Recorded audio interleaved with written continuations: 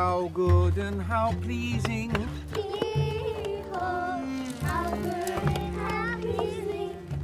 If brothers could sit together in unity. Brothers and sisters sit together in unity. Behold, how good and how pleasing. Behold, how good and how pleasing.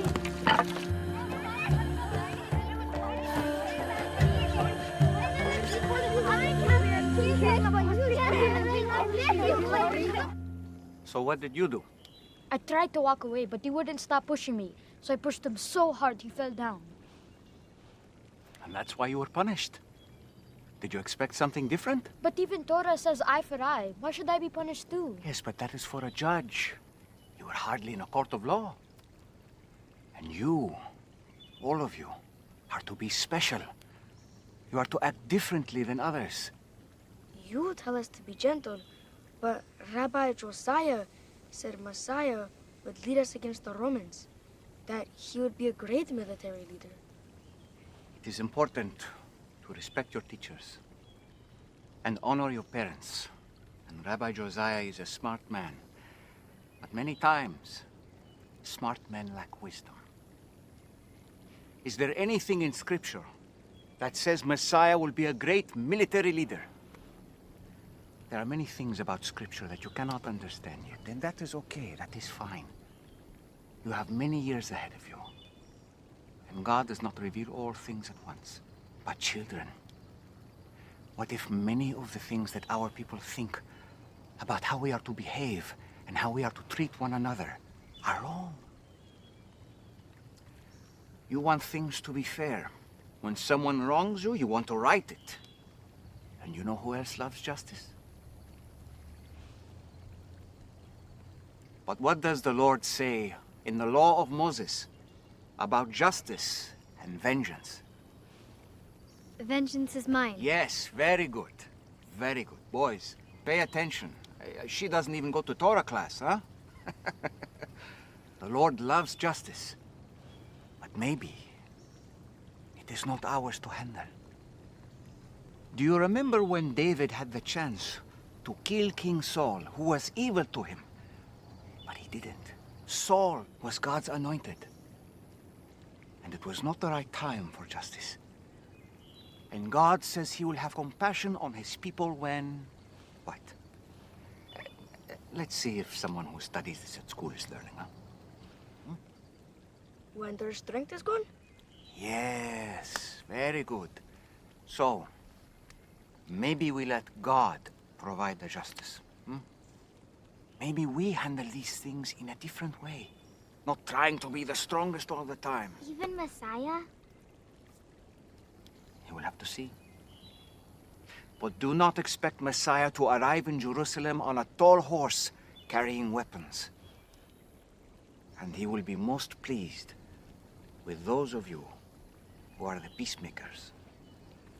Where were you yesterday? I had to stay in town later on. There was a woman who needed my help. Did you build something for her? No. You remember when I said that I have a job that is bigger than my trade? There is a woman who has had much pain in her life. And she was in trouble. So I helped her. Is she your friend? She is now. And I have chosen her and others and more soon to join me in traveling. Do they know you? Not yet. But what if they don't like you? Many won't. This is my reason for being here. I still don't understand. What is your reason for being here?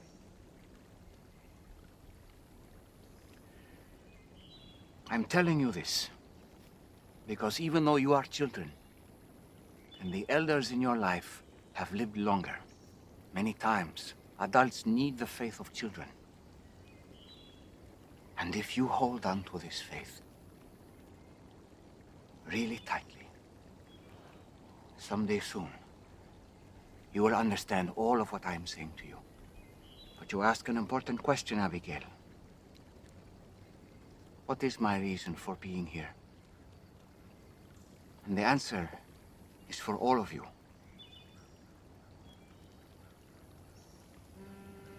The Spirit of the Lord is upon me. He has anointed me to proclaim good news to the poor. He has sent me to proclaim liberty to the captives and recovering of sight to the blind. To set at liberty those who are oppressed. To proclaim the year of the Lord's favor. Isaiah, Isaiah, I have loved spending this time with you. You are all so very special. And I hope that my next students ask the same questions you do, and that they listen to my answers. But I suspect they do not have the understanding you do. And I hope that when the time comes, they will tell others about me, like you have.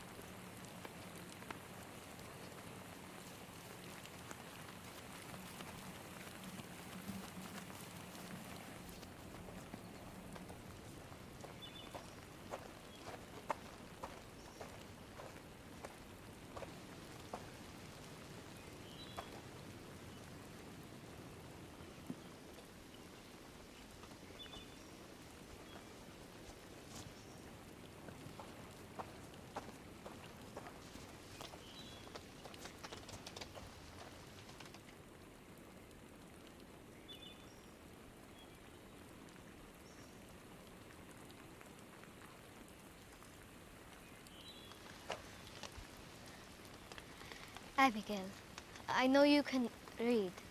You are very special. This is for you. I did not come only for the wealthy.